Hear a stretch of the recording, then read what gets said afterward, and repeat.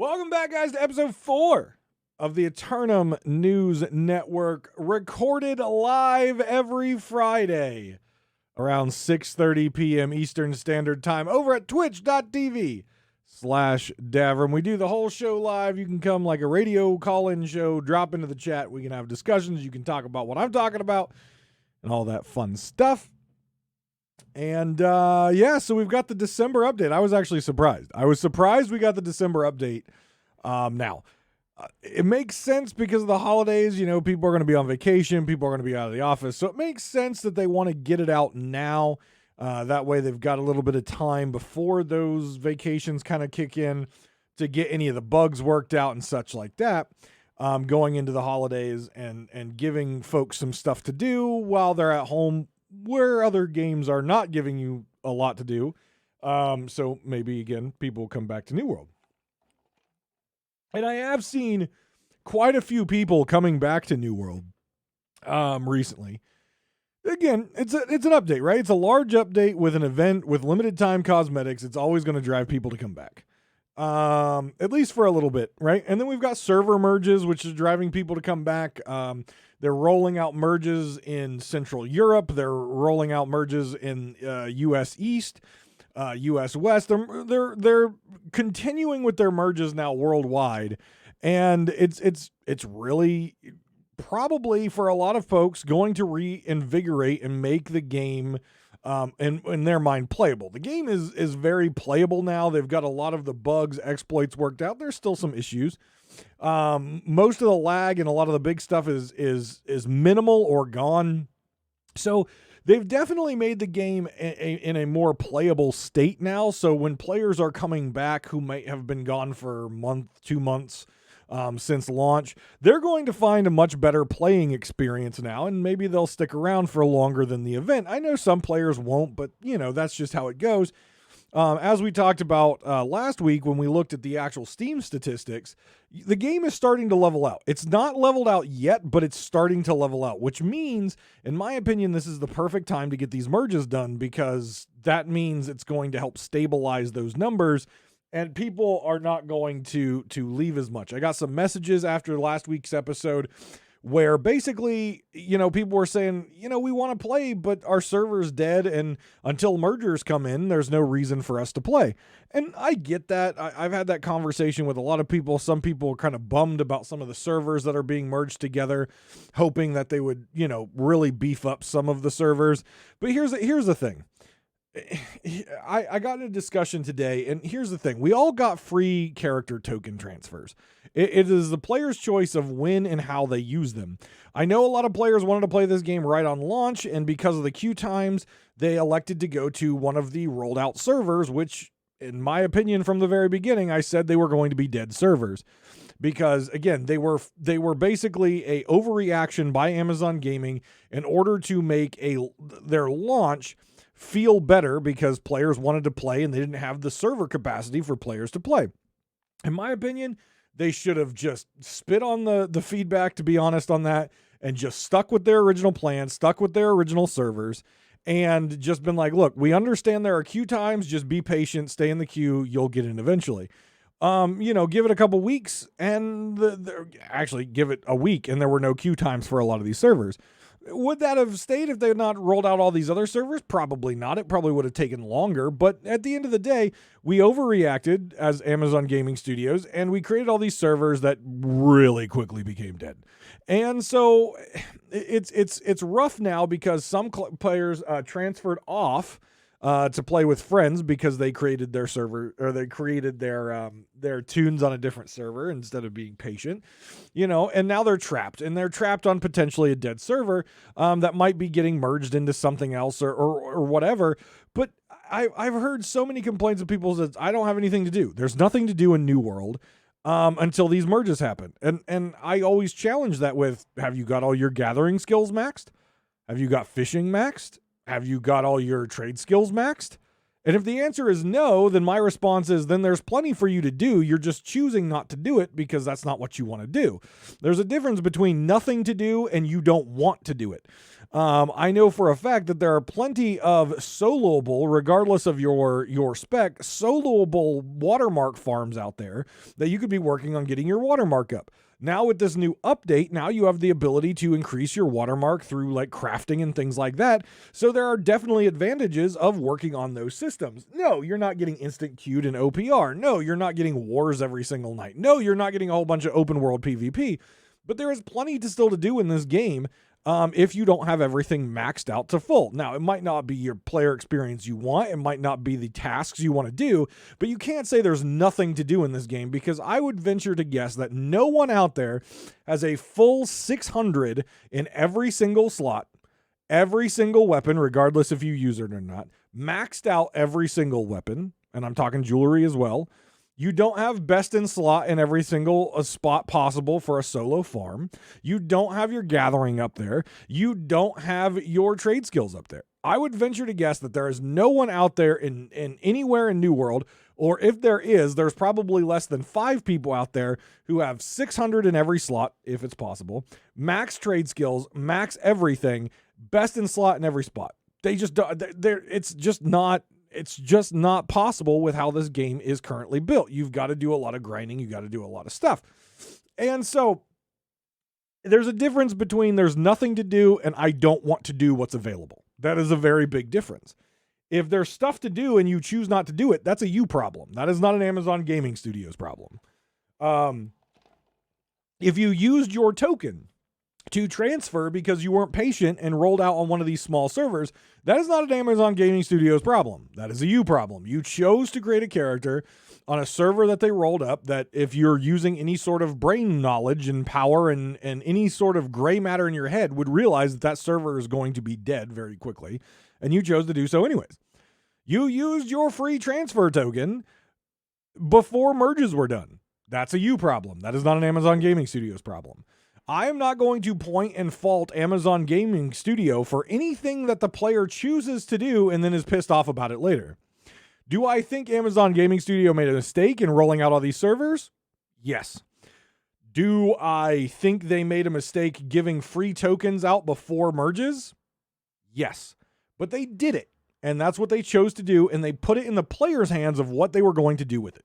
If you chose to use it, well, guess what? That is on you. That is not a complaint you can issue to Amazon, because that is what it is. I am under the impression that they should not give out any more free tokens. They gave out a free token. If you weren't patient enough to hold on to it, or you wanted to use it at the time, you've now used it. I think Amazon Gaming Studios should say, okay, we gave you the tokens. You chose to use them, or you chose to save them. If you chose to save them, you still have them for whenever you want to use them. We have completed merges, and we feel like we've built the best server combinations possible to help make servers more healthy. And we're going to give you the ability to transfer characters again, but it's going to cost you. I would put a price tag of $20-$30 on it and be like, it's going to cost you. Because what they don't want to do, what I don't think they should do, is give another round of free server tokens, because then people are going to transfer around after the merges, and it's going to leave servers dying again and or dead. And then all of the stuff that they did with the merges is absolutely pointless and useless. So I really think they need to be careful about potentially offering server transfers again. And if they do, put a premium price on it. Put $20-$30 on it and be like, okay, here you go. You can transfer if you would like to. We feel we fixed the issue or made it as best as we could. We've done our part to make this better for you. Now, if you want to do something, you're going to have to pay us for it, and you're going to have to pay a premium price for it. And I think there should also be a penalty of your character, if you move, is locked on that server for 6 months. You are not allowed to again pay for another transfer for 6 months, because the last thing we want in this game is, after merges are done, after servers are in a healthier state, people bouncing to again higher population servers, Eden and things like that, and keep building populations there, and then killing slowly the other servers out there, which hurts the most of the people and just helps the few people, right? Eden and these other large servers are already very healthy. They're already very populated. A lot of people are playing. Some servers even still have queue times. Those servers are in a good spot. And there should not be a reason that Amazon allows people to transfer to those servers to hurt other servers.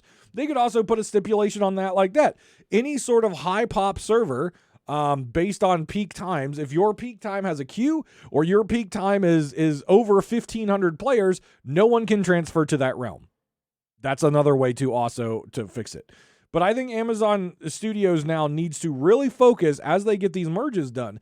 They really need to focus on monitoring and controlling the health of servers by stopping and or limiting the player transfers from one server to another. Even if you still have your free token, they should still limit you on which servers you can transfer. Any server that has a peak time or peak player number that's 1,500 plus or a queue time during peak hours, you shouldn't get to transfer to those servers. You should have to transfer to servers that are under 1,500 people during peak times. That's going to, again, push for that more healthy server. And sure, players may leave because they don't like that or whatever. That's fine. That's absolutely fine. There is still a huge population of people playing. New World is still one of the top games as far as daily logins. It's in a good spot as far as that's concerned. They just need to keep it there, and they need to make sure the game stays healthy. And the way you do that is you can control what you can control. Now, we got the December update, and we talked briefly about the December update last week and what was on the PTR, but now we actually have it. So we've got some more information. I was able to take a look at the event a little bit. I was able to take a look at the store and things like that. So we're going to dive into a few things like the store, and we're going to dive into the winter convergence giveaways that they're doing. And then I want to talk about how I feel about the event so far.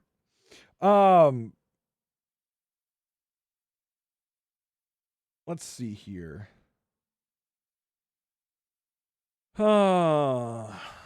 Let's start with the store. I think we'll start with the store because I talked about the store, and you all know my opinions on the store before. So let's take a look at the store and talk about this. So you got some new armor skins that came out. The Midwinter Majesty here. Okay, let me preface this. Let me preface this. I am very particular about how my character looks. So if I say something about a skin that you absolutely love, don't take that as the skin is stupid or bad or you're a bad person for choosing it. I am just particular about how my character looks. So I'm going to give my opinions on these based on what I think they look like, color palette, stuff like that. I'm going to try to keep my opinion out of it because there's only like a couple bits, and if you're watching the live stream of this, you'll see my character. I have used some of the cosmetics from these armor skins, but only like 2 bits, right? Because I'm very particular about my character and how he looks. So the first one is the Midwinter's Majesty set. Now I'm not sure what Majesty they're talking about. I'm sure the set is based on some sort of royalty or something like that, or a culture or something like that. To me, it looks like a jester outfit. To be honest, it looks like if they put bells at the end of the hat, it looks like a banana hat, a green banana hat, on the head. If they put jester bells on the end of it, it would look like a jester hat, to be fair. But a lot of this is green, really nice patterns, really good use of color, contrasting colors between the green, the gold, and the pink on it. Lots of fur, looks very winter-esque. It's really the hat that really bothers me out of all of it. If you got this skin, I think, I've seen people wear the hat. If I got the skin, which I'm not going to because it doesn't match my character, I definitely would not use this hat because I really think the hat just looks poor. But overall, again, it all works together, and the color choices are great. Again, this is available from December 16th, which as of this recording was yesterday, and goes through January 10th, and it costs 1,500 marks of fortune to get the entire set. The next one is the Spirit of the Season set.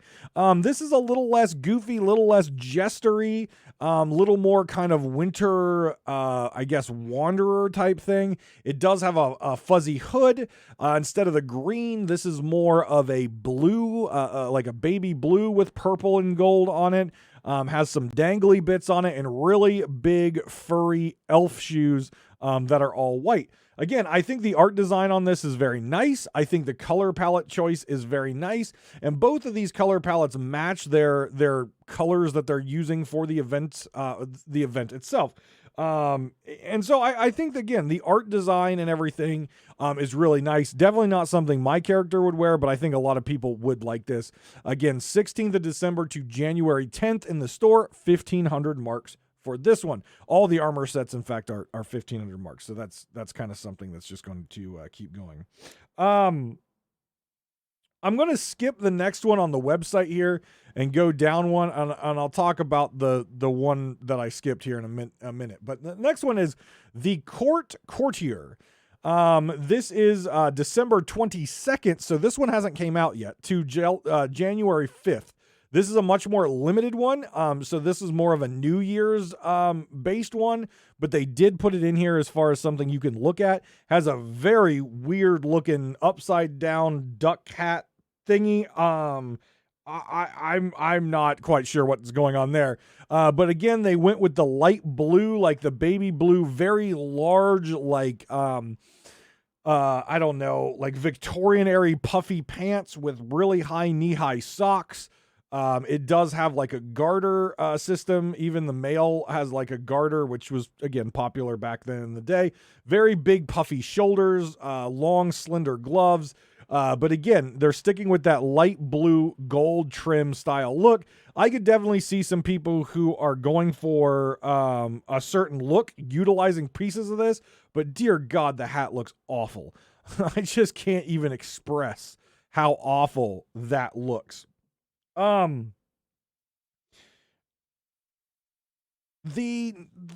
won't be 10,000 marks, by the way, not 15,000. So that one again is not out yet. We'll see what it looks like actually in game when it comes out, but the little picture here looks gross.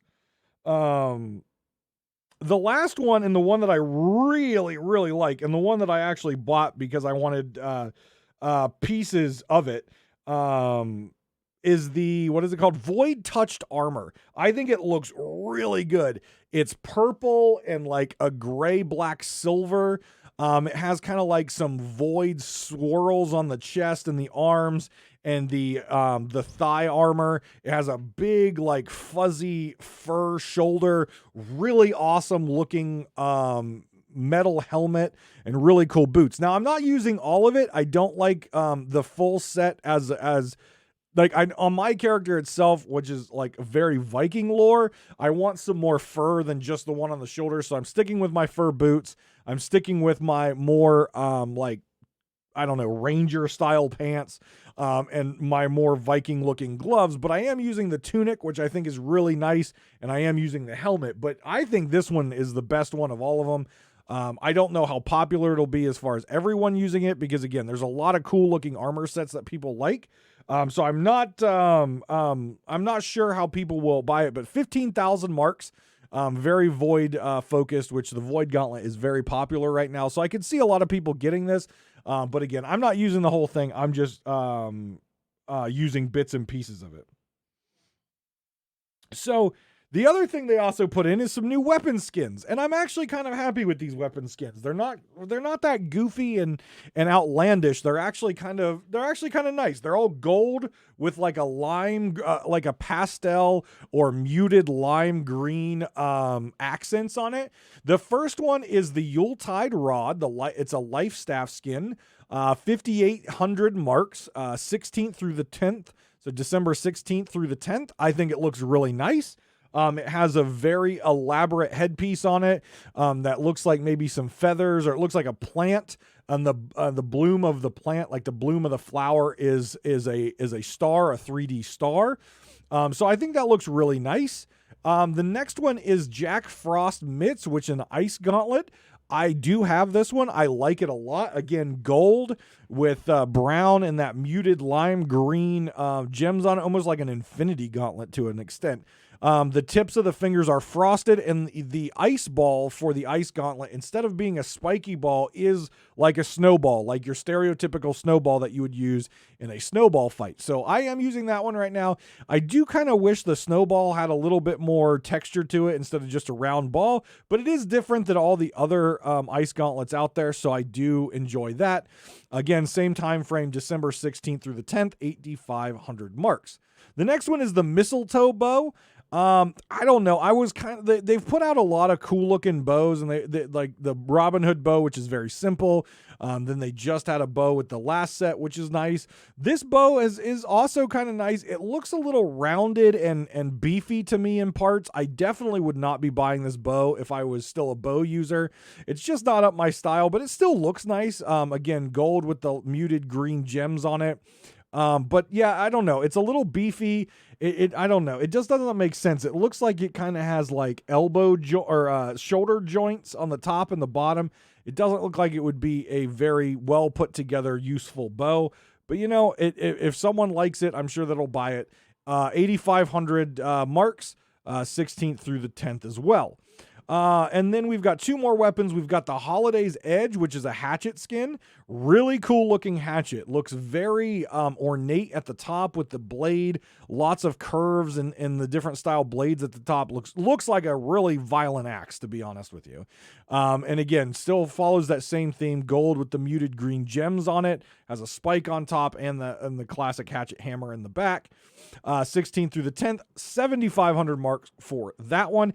And finally, all spear users rejoice. You've got Saturnalian Skewer, which is a really awesome looking gold spear. And this spear looks fantastic. I am not a spear user anymore.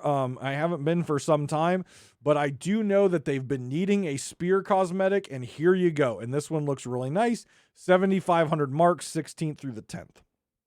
I did forget there is one more. There is the Wassailing Blade, which is a rapier skin. I think they've done, I don't know how many rapier skins they've honestly done. I can't remember. I can think of one off the top of my head. But this rapier looks really nice, and it's a little bit different than all the other weapons. It still follows that gold and green, but on this one, it's a gold like hilt, and it has like gold filigree leaves as the hand and knuckle guard. And then the blade is actually, instead of gems, the blade itself is actually that muted lime green blade. Looks really nice. I don't use rapier, but looks really nice, and I think a lot of people will enjoy this one. It's very ornate and looks really nice. 8,500 marks for that one, December 16th through the 10th. I wonder how they make a determination on the prices of this, because most of these are $850. Damn it, if I can say this correctly, 8,500, but the spear and the hatchet are 7,500. So I'm not sure what they make the determination of price on that, but really interesting. But I think the weapons were done really well. Like I said, a couple of these I really like, and I picked up, but a couple of them I could honestly pass on. You all know my feelings if you listened last week on tool skins, but there are two sets of tool skins that they did introduce here. The apparatus supernal. These are, I mean, honestly, they look like orichalcum with a little bit more filigree, a little bit more detail, whatever. They're 15,000 marks for the set. I don't even think I'll ever buy a set of tool skins. They're just silly. They look cool, but again, they just look like orichalcum with a little bit more filigree and some detailed bits. 15,000 marks, not worth it. Then they have the more Christmas style one, which is the Hibernal Harvesters, green and red. They look like they've got Rudolph noses all over them. Again, my opinion on crafting tools, really dumb, really stupid to put skins on them. But I know some people like them. I know people are spending money on them. This set is actually 20,000 marks, so a bit more money there for you if you want those. And those are limited time, 16th through the 10th as well. But very green, very gold, and they all have Rudolph noses on them. So there you go. Now, they've introduced something interesting. I don't know if they're worth the price, but they are cool, and I can get behind what they're doing. So we've already had housing items. Now they're introducing camp skins. So the camps that you put down and allow yourself to respawn at, they now have skins. And I think this is a great idea. I think the price is wrong. I really think the price is bad on these, but they do look cool, and it definitely makes you different than other people. Both of the tents are 20,000 marks. So again, expensive, but again, you do use camp, so it is something you use. It does make you stand out a little bit more, and you will see them for a lot longer than just chopping down a tree. But the first one is the Winter Star, which is that pastel green with white and gold.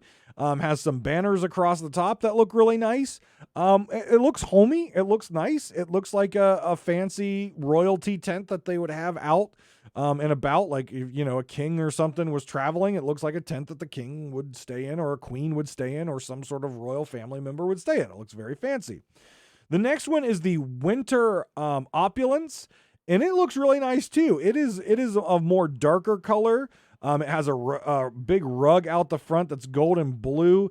It looks more kind of a dark maroon or dark purple, like I don't even know how to describe it. But a lot more purple tones with gold to it. Looks a little bit more transparent with the dark shades on it and the white canvas sides of the tent. Looks very nice. Again, looks very royal.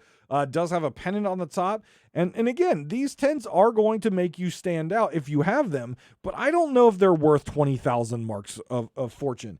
I know this is the microtransactions that the game lives off of. I understand that microtransactions are a very popular thing nowadays in gaming.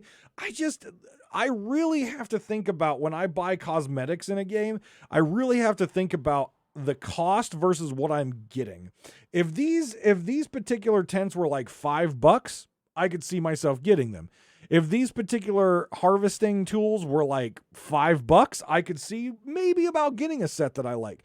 But 20,000 marks is quite a significant amount of money, right? So I believe 50,000 marks is like $50. So 20,000, let's have that. So $25, $25 for this, definitely not worth it to me.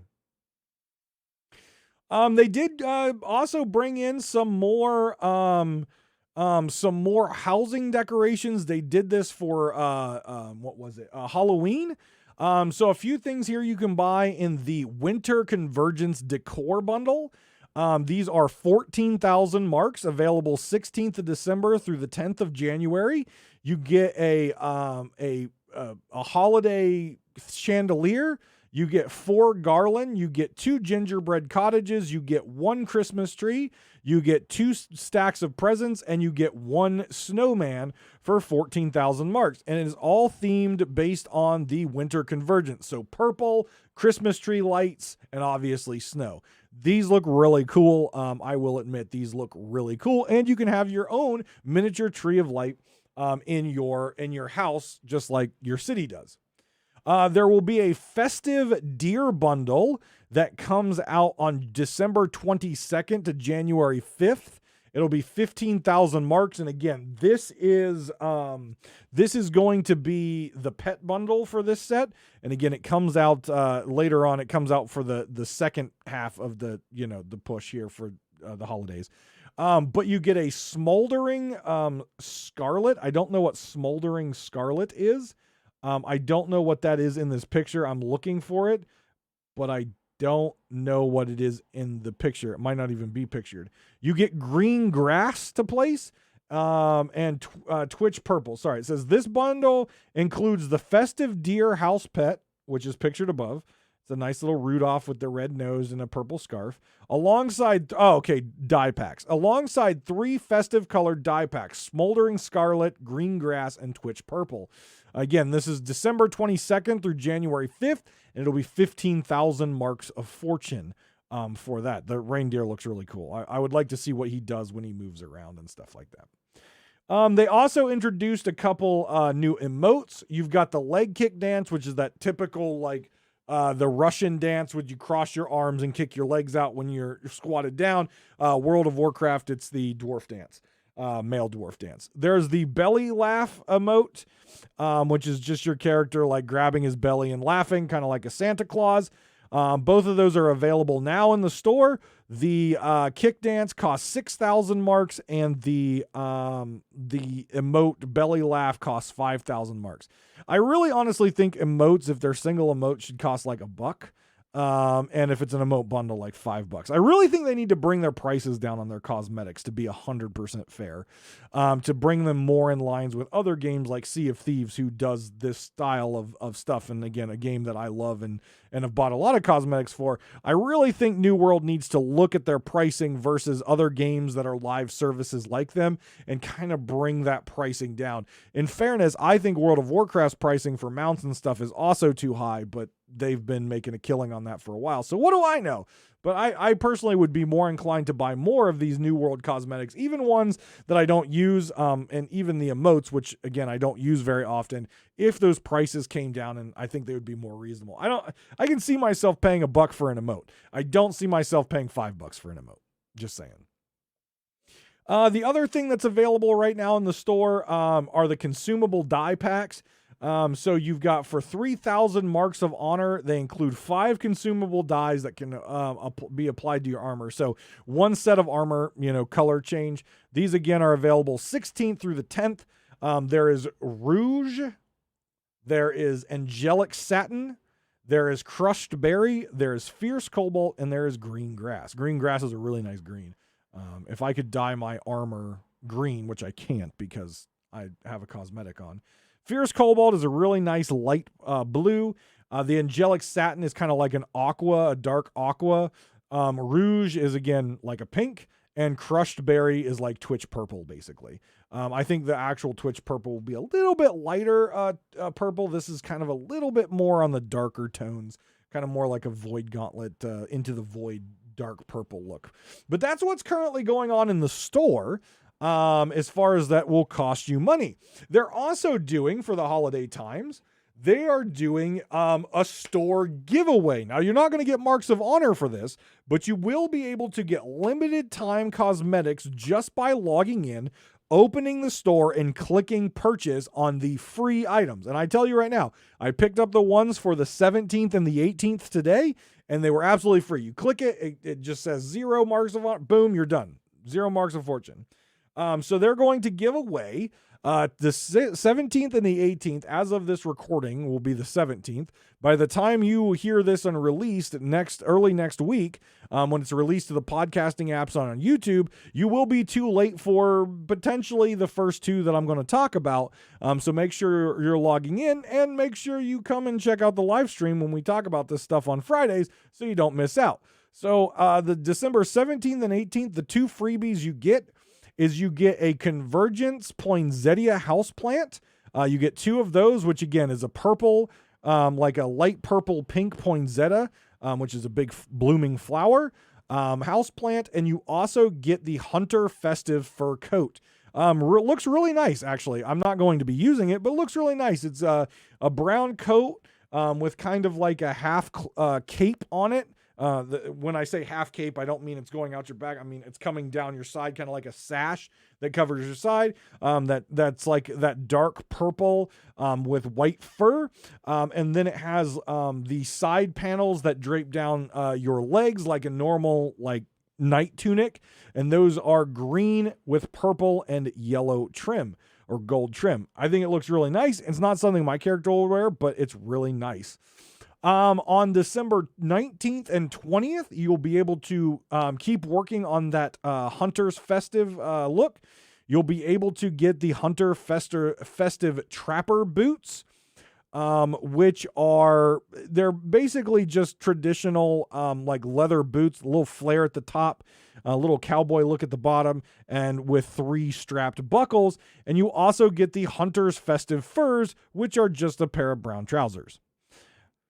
On December 21st and 22nd, you will be able to get the Hunter's Festive Gloves, which is a basic brown riding glove with buckles and some fur sticking out the end. I actually really like those and may actually use those on my character I'm not sure. I kind of like the ones that I have right now that have fur and like metal guards on them, but we'll see.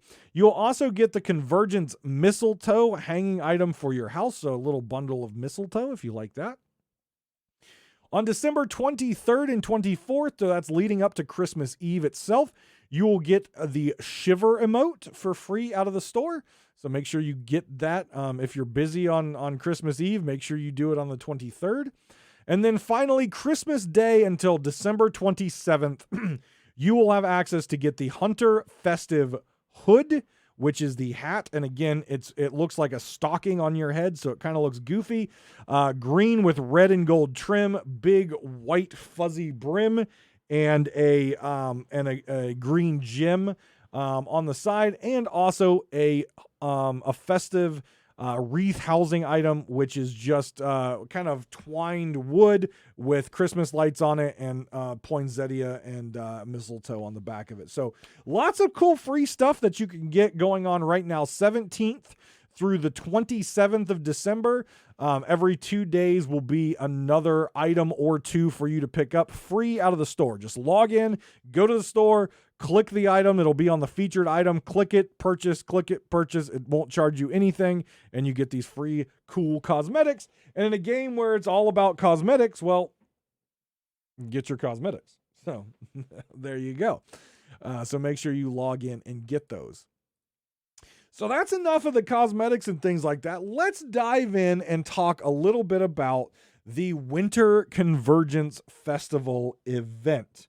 So I was able to play a little bit of it, and we're going to probably play more of it tonight after this recording on Twitch, as we always do. I don't know. I kind of like it. It's actually kind of fun. It's making me run around the world, which I know how people feel about running around the world. It's making me run around the world and get crafting materials and kill guys all over the place. And it's getting me more points of interest picked up. It's allowing me to venture out. And I'm seeing a lot of players out there with PvP on. You can run into some really cool PvP fights out there. There are a couple, obviously there's 2 or 3 winter villages. I think there's 2. You go there, it looks kind of nice. There's not a whole lot to do in the winter village. There's the Yeti in the middle who drives your quests.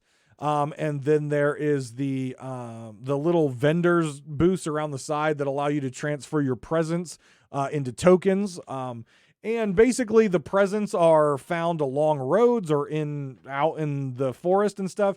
You'll just see a bright blue glow coming off of something on the ground. You walk up to, it's a pile of presents. You get one present out of each one that you loot, just like a regular trade skill. And then keep your eye in the sky, because there are cubes that are kind of like twirling in the air, and they've got presents that are flying around them. If you use a ranged weapon and shoot one of those down, you get 20 presents off of that. Every, I think, 3 presents, I believe, is the conversion. Every 3 presents is a normal winter convergence token.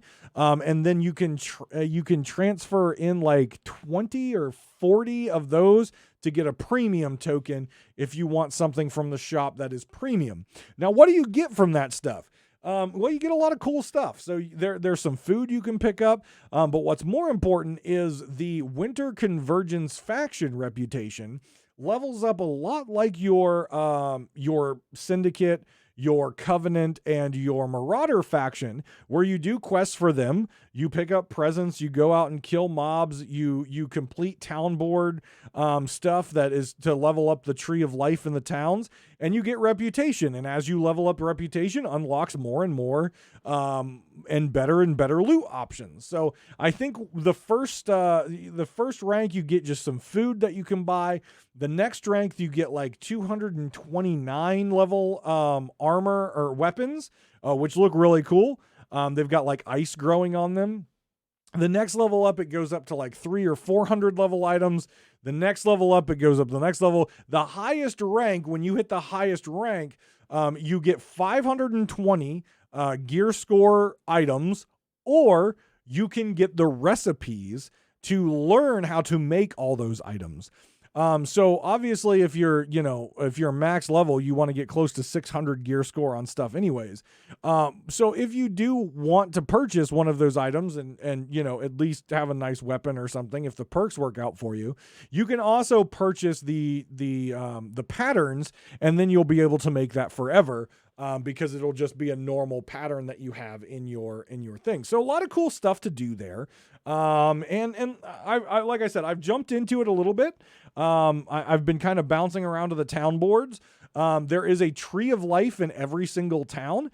Make sure you walk up to it on every single town. It resets each and every day, and you'll get a gift from it, which you can open, and it gives you tokens, and it gives you gold and stuff like that. So make sure you're hitting all the trees in all the towns. So venture around, get out there, travel around the world, use that Azoth so you can replenish it in OPR or whatever you're going to replenish it. Or to be fair, get some Azoth tools that allow you to actually get Azoth when you're mining stuff, because you're going to be going out and mining stone, and you're going to be going out and harvesting wood, unless you're really rich and just buy it from the auction house to make all these different holiday festival stuff for the town boards and for the quest. But you're going to be harvesting stuff. So get some harvesting tools with Azoth generation on it. Use your Azoth, teleport around, go out, do some town boards, regenerate the Azoth, and keep moving. But make sure you hit all the towns and get all your presents, because that's the way you're going to maximize the amount of tokens that you get, so you can make sure you get all the rewards that you want to do. Because there's not only weapon rewards and recipes in there, there's also limited time housing items that are like frozen chairs and frozen tables. So if you wanted to do it like a frozen theme, like make your house look like it's been frosted over, you could do cool things like that. So again, make sure that you're going around and hitting all these things, because you only have until the end of the event. And I assume the end of the event is probably going to be the first week of January, most likely. I'm not sure if it's going to go all the way through January or not. I don't know how long it's going to be. I don't see that on the official page here. I'm going to open up to see if there's anything more on the winter convergence. Here we are. December 16th through January 11th. So you don't even have a complete month in order to complete this. So make sure you are maximizing the amount of tokens so you can get all the different stuff that you want to do. So again, you want to hit the holiday villages, the winter villages, which are in Everfall, Monarch's Bluff, and Weaver's Fen. You want to make sure you hit all the trees, which are in all the major towns. Work on the tree that's owned by your company or your faction. Work on that tree first. Put your focus there, because it's going to help your faction. It's going to help your town, because you're leveling up something in your town. Get all the winter tokens you can, pick up all the presents you can, and make sure that you're really maximizing those tokens so you can get everything you want. The other thing that is also out there now there are ice caves where it has a Yeti and some other mobs in it. Now, though these are really cool, and there's a new mechanic that these Yeti bosses have, they're not that hard. At least the first few are like level 25, so they're pretty easy. But they have a new mechanic, which is called Phalanx, and it puts a shield in front of them, so damage coming from the front is reduced, which is a really cool new mechanic for bosses to have. I haven't seen any other boss have that. My one beef with this is I have a cave, and it doesn't matter if I tell you where the cave is or not, because it's now an event cave, so you're going to go there anyways. There's a cave in First Light where you'll go for this event that is my farming cave for bunny rabbits to get the rare meat to make constitution food. I can make like 1,000 gold an hour on my server by killing those rabbits, getting the meat and making the con food, and then selling the con food. I can make like 1,000 gold an hour, and now that's an event cave and there's no more bunnies. So I was very pissed off about this, because I could hit 2 iron veins, a silver vein, kill like 10 rabbits, and get 2 gold veins. And that was kind of just right there. I didn't have to move very far. I could just keep looping that. And it was, I would do it all, and then I would sit and wait for the bunnies to respawn. Kill the bunnies, then go loop the metals and stuff.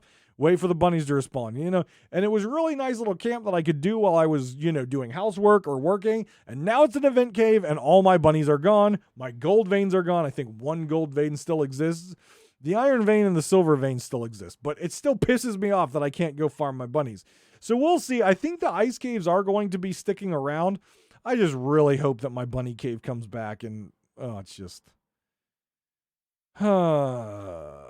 it's just depressing. Just depressing. So why are the trees important to level up? Well, let me tell you. Okay, let me tell you.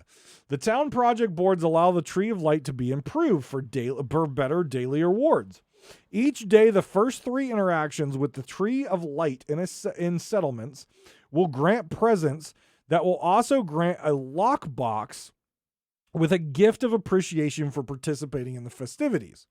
Right, so that's what I was talking about as far as you get stuff for doing that. Level 60 players can also get diamond gypsum from their first 3 interactions with the Tree of Light in the settlements, which will be enough to form a gypsum orb, which will be used to increase a specific item's expertise. So again, you can now see your gear score per item, what your watermark is, right? So that's now known as expertise. You'll be able to see that on your character, and whatever your lowest one is, or if you've got one close to 600 or whatever, you can go around if you're level 60, get your diamond gypsum. Then in the towns, there's like a big orby, or there's a big like canister thing. You put your gypsum gems in there. It crushes them up into an orb, and then you can exchange that orb into a box. And the box is a guaranteed expertise upgrade for whatever item spot you choose to use it for. Again, those gypsum things aren't going to go away. They're going to be a drop and things like that you're going to be able to get in the future to help boost that gear score. But this is going to be an opportunity for level 60s to get those orbs, get the boxes, and get your stuff up. So make sure you're hitting those trees. 3 trees per day. I thought you could hit them all. I've only hit 3, so I won't have to worry about running around and hitting the other ones now. So hit 3 a day, especially if you're level 60. There are presents around the world. We talked about that. Can turn into the winter tokens at the holiday village huts. There's also a new item that's going to be dropping from the sky and scattered around called Glimite. So these are bright, glittering, gleaming gleamite meteors. They're really pretty, and they fall from the night sky during this time of year, and they're destructive, yet they are beautiful. So you can find them if they're falling from the little meteor shower thing. The Gleamite showers are a new random dynamic event that occurs in the night throughout Aethernum.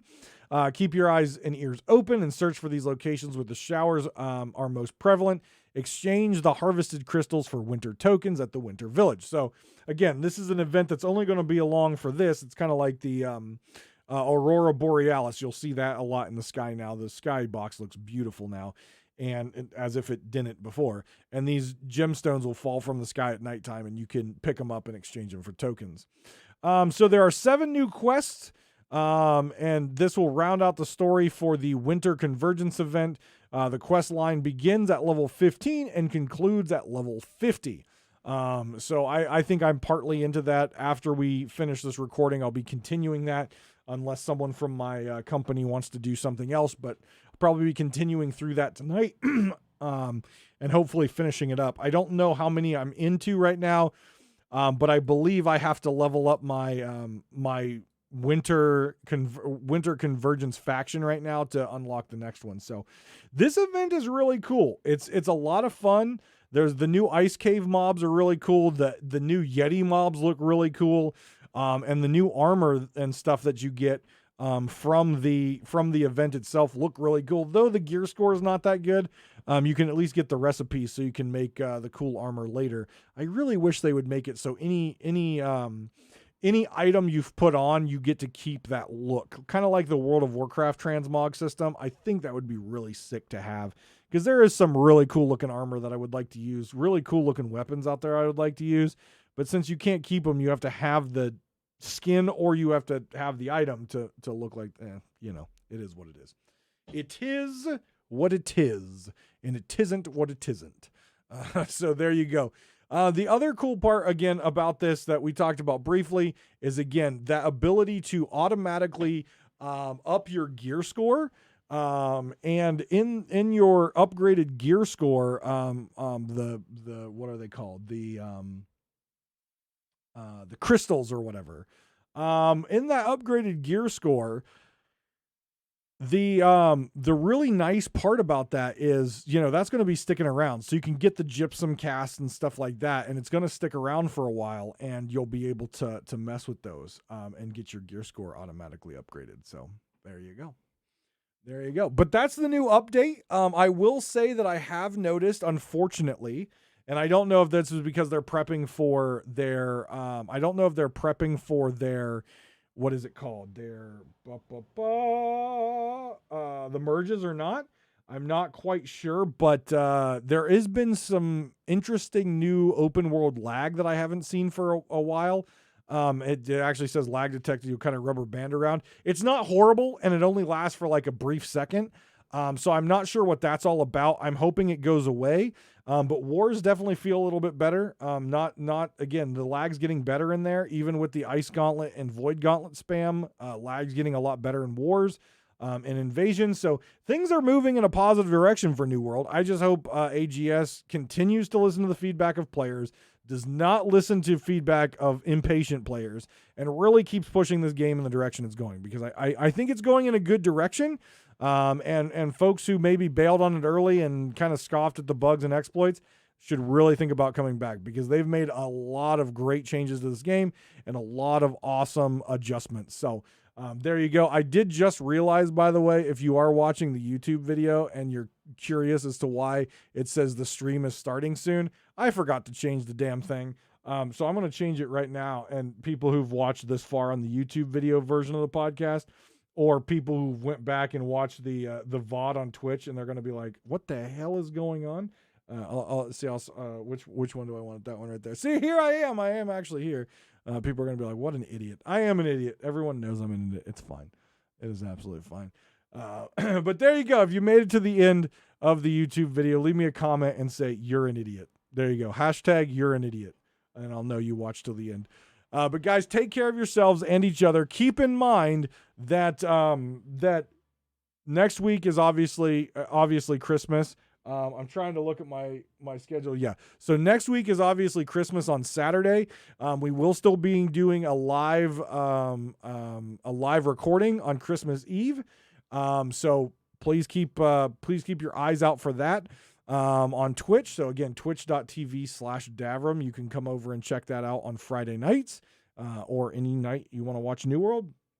And then the week after that will be New Year's Eve.